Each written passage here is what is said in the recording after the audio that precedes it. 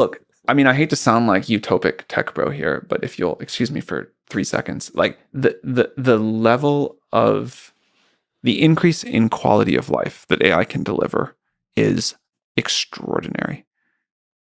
We can make the world amazing, and we can make people's lives amazing. We can cure diseases. We can increase material wealth. We can like help people be happier, more fulfilled, all of these sorts of things.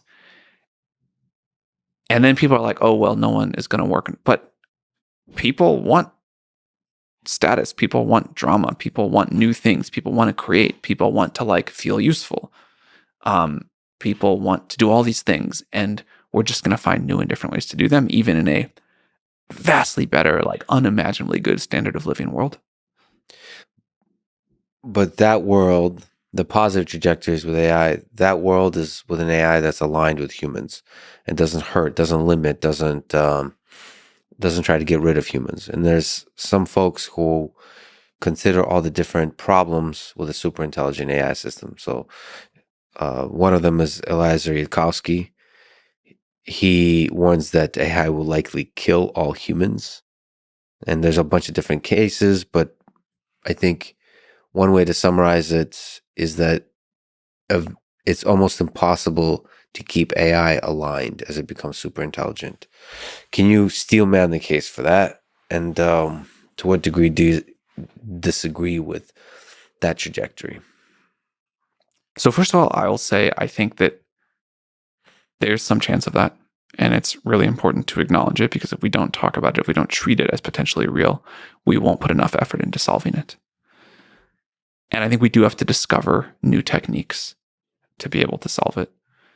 I think a lot of the predictions, this is true for any new field, but a lot of the predictions about AI in terms of capabilities, in terms of what the safety challenges and the easy parts are going to be, have turned out to be wrong.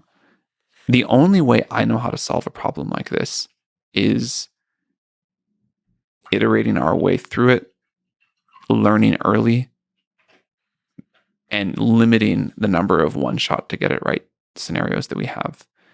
To steelman, well, I can't just pick like one AI safety case or AI alignment case, but I think Eliezer wrote a really great blog post. I think some of his work has been sort of somewhat difficult to follow, or had what I view as like quite significant logical flaws. But he wrote this one blog post outlining why he believed that alignment was such a hard problem, that I thought was, again, don't agree with a lot of it, but well-reasoned and thoughtful and very worth reading.